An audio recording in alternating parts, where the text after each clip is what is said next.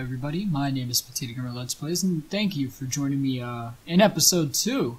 So last time we had a bit of a shake-up on the roof, and we called some dude out, Dr. Nakabachi.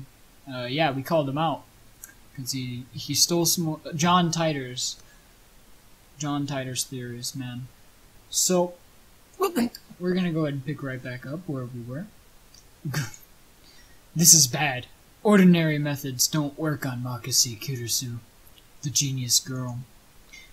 On the contrary, she's the one psyching me out. Damn. Looks like I'll have to make a tactical retreat. If I can just find an opening. Suddenly Kurusu steps up to me with a serious expression. She stares right at me, her huge eyes blazing with strength of will. Such fire, I can't look away. Could someone with such pure eyes really be an organization agent? What were you trying to tell me earlier? Earlier? What are you talking about? About 15 minutes ago, before the conference started. Nonsense. This is the first time we've met. I was with Mayuri and that Upa toy 15 minutes ago. You were trying to tell me something, right? You looked really upset. Is this a trap? It does seem like one of the organization's dirty tricks. But would this girl do something that underhanded? You looked like you were going to start crying any second. Why? Have we met before? She seems sincere. That makes her even more suspicious. What? Oh, you're a really sincere person. You're suspicious. That's right. Don't let her beauty fool you. She's a cold, calculating secret agent. If I show the slightest vulnerability, I'm done for. And how do you know my name? My knowledge has no limits. I am a mad scientist after all. Genius girl. Our next meeting shall be as enemies. Huh? Farewell! I spin around and take off down the stairs, ignoring her call to stop, like I'd listened to the enemy. Damn the organization. They must be serious if they're sending in agents like her. I run all the way down to the 4th floor and check behind me. Once I'm convinced Makase Kurusu's not telling me, I sigh while rubbing my temples. But I can't let them capture me yet. Well then, what do I do now? My mission was to attend the conference and evaluate Dr. Nakabachi's research. Now that I know he's a fraud, there's no real point in going back. I guess I'll just go home. But wait, aren't I forgetting something important? Let's see now, what is it? Oh, Mayuri, yeah. Damn. I left Mayuri behind. How could you just leave her behind like that? I knew she'd be a liability. I shouldn't have brought her along. I was trying to prioritize her safety, but got careless. I'll try calling her first. If she's alright, then I can just have her meet me here. Oh, sweet. With that in mind, I take out my phone. I turn it on. And it rings just as I do so. An email. It's not just a regular email. There's a video attached. And it's from an unknown address. I opened the video file with some trepidation.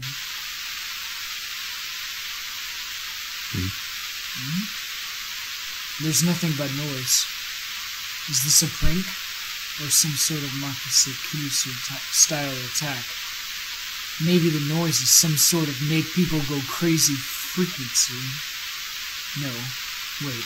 I don't remember giving her my email address, so I'm probably just thinking too hard. I curse myself for being gullible enough to play the video. I have more pressing matters to deal with, anyway. Ooh, okay, that's a bit odd. Mayuri. I'm not doing this. I stopped the video and called Mayuri's phone from my address book. Alright. Calling. Why didn't you pick up? Looks like I'll have to go back to the assembly hall. Or things will get messy if I bump heads with Maki-se Kurusu again. Wait, don't tell me that female Fatale kidnapped Mayuri? Damn you! Is that how the organization operates? Leaving with Mayuri isn't an option. Call me overprotective, but she's like a little sister to me, and there's a very real danger that she might wander off somewhere the moment I let her out of my sight. Mayuri's always been like that. I never know if she'll be there when I turn to look. In a sense, that's why I became Hyoin Goma. I have to go back for her. The thought of climbing up to the 8th floor is depressing, but I have no choice. When I get back to the assembly hall, Dr. Nakabachi's press conference is just finished. Nobody's on stage, and the phony inventor has already left. The 20 or so members of the audience are starting to pack up. I soon find Mayuri. She's in the corner, looking lost. Well, at least she wasn't kidnapped. Even better, I don't see Maki-se Kurusu around anywhere. Looks like I scared her off. So be it. I'll let her go this time. Still, I keep my eyes peeled as I run up to Mayuri. Mayuri, why didn't you pick up? We're leaving.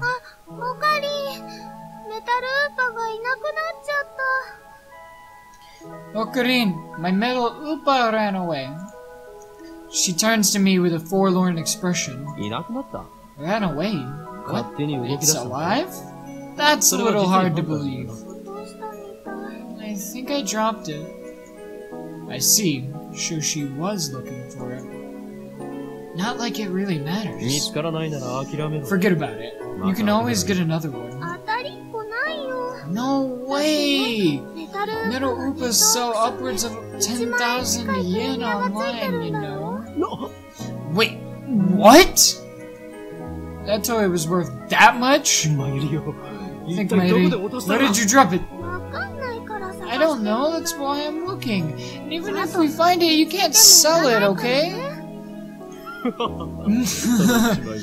That 10,000 yen will fund my research. I said you can't sell it. It even had Mayushi's name on it. Thus begins our search for the Metal Upa. Upa, Upa! Come out, wherever you are. Mayuri tries calling its name. I don't know if she truly expects a response. By the way, "Tuturu" is Mayuri's catchphrase. It means, actually, I've never bothered to ask what it means. Anyway, the Metal Upa is nowhere to be found. Maybe she didn't drop it in the assembly hall, but on the 7th floor landing near the capsule toy machines. Another possibility is that someone with an eye for rare items pilfered it. Just imagining the smug grin on that person's face makes me writhe in envy. What kind of man steals a helpless girl's toy? Is there nothing in his heart but the lust for money? Sounds like you, Okarin. Whoa, wasn't expecting that from Mayuri. Yeah, I wasn't either, man. That was cold. She's a savage, dude. What? I'm not even gonna try to voice that. What was that? Was that a scream? I think so. Only the presenter and a few other people are left in the assembly hall. Including Mayuri and me, less than half the audience remains. Everyone looks at each other anxiously, startled by the scream. Even I cannot suppress a shiver. First the explosion on the roof, now this. What's going on here? Mayuri squeezes my hand tight. Mayuri, ここにいろ. Stay here, Mayuri. I take a deep breath, prepare myself, and head in the direction of the scream. The echoes lead me down a dark, empty hallway on the same floor. I'm pretty sure it came from around that corner. I crouch down and turn the corner slowly, keeping my eyes and ears peeled for any sign of danger. And there, at the end of the passage, I see it. There's something on the ground. No, someone. Motionless. Who is it? The clothes are familiar. It can't be. Whoa. Makise Kurisu. Her face is turned away, but I know it's her. The impertinent genius girl I just fought with 10 minutes ago is now face down in a pool of bright red blood. She's dead. No. But why? Suddenly I realize that I'm shaking. I want to run away. I shouldn't have come. This is wrong. Someone killed Makise Kurisu. There's no other explanation. Who would do such a thing? There's no one else here. I twist around in shock. Some other men have followed me, and every one of them is ghastly pale. They must have seen the body. Call the police! A man cries out in panic. At this, everyone else starts screaming and running away. I follow them, of course. There's absolutely no reason to stay here. Concern for Makise Kurisu is preceded by my instinctive urge to flee. When I get back to the assembly hall, Mayuri is waiting for me with tears in her eyes. What happened, Okarin? We're leaving! I grab Mayuri's hand and run. This music is epic. I race down the stairs, trying to drive the image of Kurisu's dead body from my mind. But I can't. The redness of her blood is burned into my mind, more than the sight of the body itself. That was my first time seeing a dead body. Is this what it's like? When I realized that she was dead, I felt a chilling terror and a surge of nausea. But that was all I felt. Fear and disgust. Shouldn't there be something more? I guess I just didn't know her that well.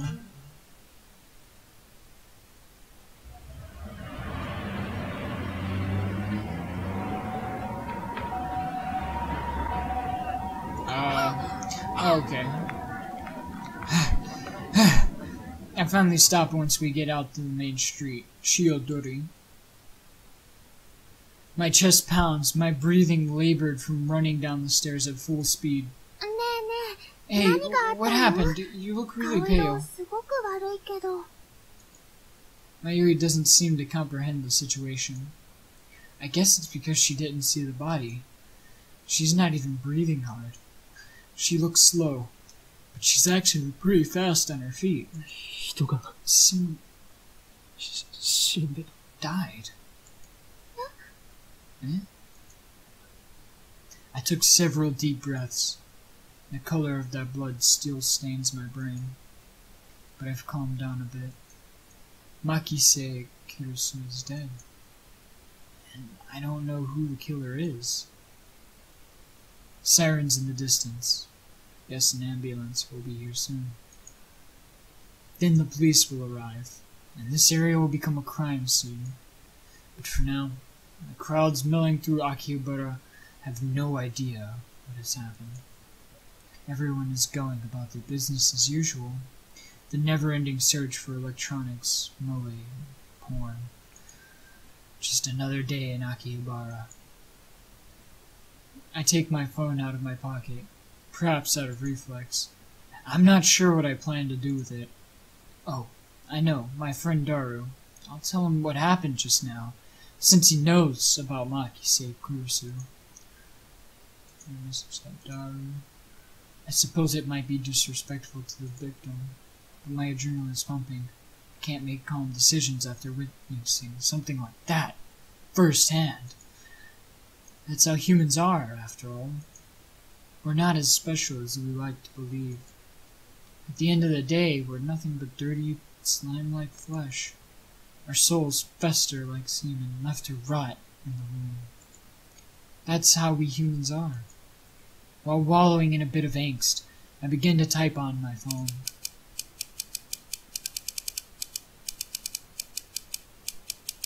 Someone stabbed Maki Sekirsu. Looked bad. Hope she's okay. Someone stabbed Maki Sekirsu. I don't know if she was stabbed. That just seems like the most logical explanation given the amount of blood in the absence of a gunshot. On the other hand, I didn't write that she was dead, even though I'm pretty sure she was. I can't exactly explain why I didn't. If I had to say, I guess I felt like writing it down would set it in stone. It might make me feel guilty as well. The thought brings a smirk to my face. It's not like I'm the one being who killed her. Why should I feel guilty? I just saw someone's death up close, and only a few minutes later, I'm smiling. Am I really that cruel and cold? Well, I am a fiendish mad scientist, so it suits me. I finished typing and placed my thumb over the send button. And then, I pressed down. Sending. Sending now. Whoa, what's going on? What? What? What was that? Wait, look around. They're gone. Summer break. Noon. The busiest street in town. Just now, thousands of pedestrians vanished into thin air. Is this a dream? Am I hallucinating? I don't know. But they're gone. I saw them vanish with my own 2 eyes. I stand petrified, speechless, and alone on an empty street. Desperate to find someone, anyone, I look up. And there at the top of Radio Kaikan, sticking out from the 8th floor event hall where we just were,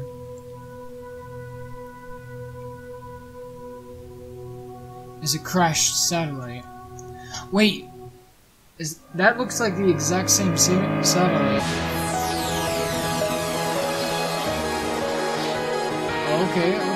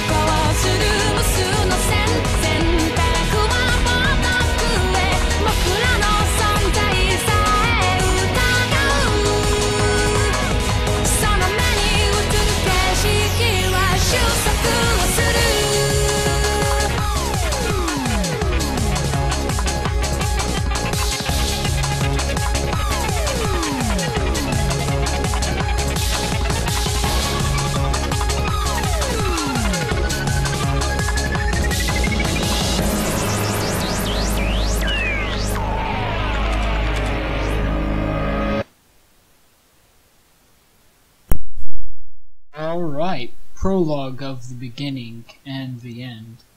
Chapter 1, Time Travel Paranoia. Alright.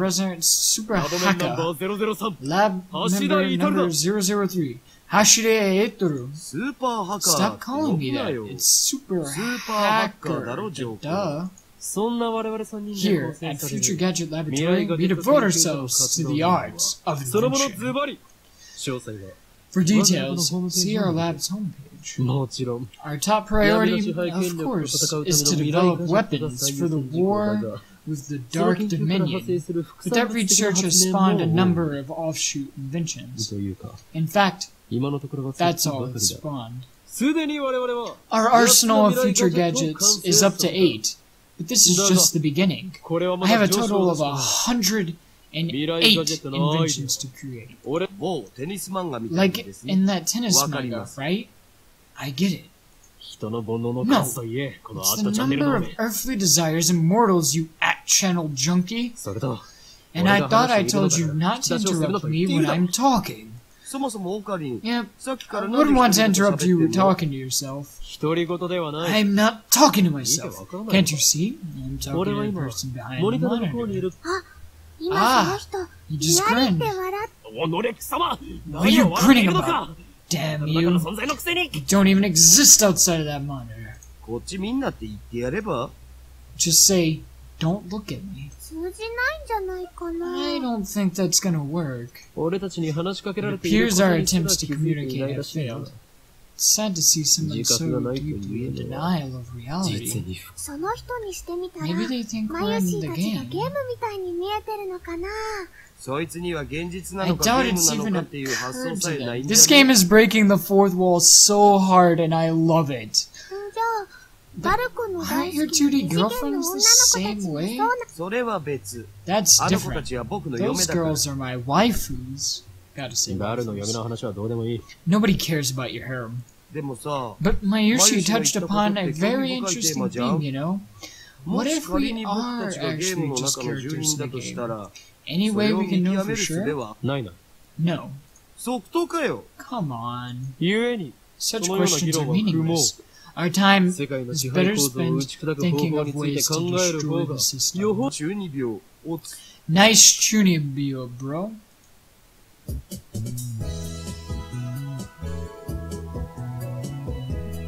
I step back from the monitor. Displayed on the screen is an ugly cute character, Alpaca Man. This is a game called Alpaca Man 2, where you speak to Alpaca Man via the microphone and watch him react. The game exploded in popularity when it was released 10 years ago, but personally, I find the ugly part of the ugly cute to be true. I bought it yesterday, 500 yen used, a headset included. I turned to Dara with a menacing glare. Shut it, Haka! I'm no Chunibuyo person. I sweep my hair back and flash a devilish grin. I am Kyoma. That's your character's name, right? Oh, Daru, your communication skills are beyond repair. I'll have you know I get a ton of offline meets, and I'm always the life of the party.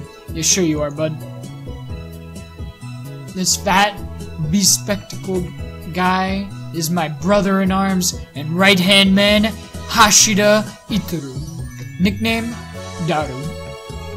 He's a hardcore otaku. You can always find him in front of the computer playing games and watching anime. He has 2D wives on whom he cheats with 3D maids. I don't agree with his preferences, but to him, anything's fine as long as it's moe. He's the reliable and skilled partner who brings my ideas to fruition, despite his insistence that software isn't his forte. But he shows remarkable aptitude with hardware as well. Ow! The needle bit my finger. Over here, nursing a prickled finger, we have Sheena, a pricked finger. We have Sheena Mayuri, a 16-year-old high school student, if you can believe it. I've known her since we were both small. She's also an otaku, nowhere near Daru's level though. This ditzy girl is in charge of the lab's official costume division, for women. And today she's working on costumes at her usual leisurely pace. Why does the Future Gadgets Laboratory need costumes for women? It doesn't. The truth is that Mayuri is completely useless. 10 out of 10. 10 out of 10. Yes, usefulness achieved. Still, there's no way I could ever kick her out. After all, she was the first one to join the Future Gadgets Laboratory. I still remember the day Mayuri first came to the lab. It was spring. She said to me, Mayushi is Okarin's hostage. I belong here. Well, that certainly was cryptic, but her offer was my salvation. For she was the first to join me on my magnificent quest. She saved me from a solitary life on the run from the organization. I will never forget her kindness. Mayuri doesn't have to be useful. Her being here is enough. So, did Alpaca Man say anything? Yeah, Nope. Nothing. The human-faced alpaca inside the monitor was completely unresponsive. So unresponsive, you'd think the game was bugged.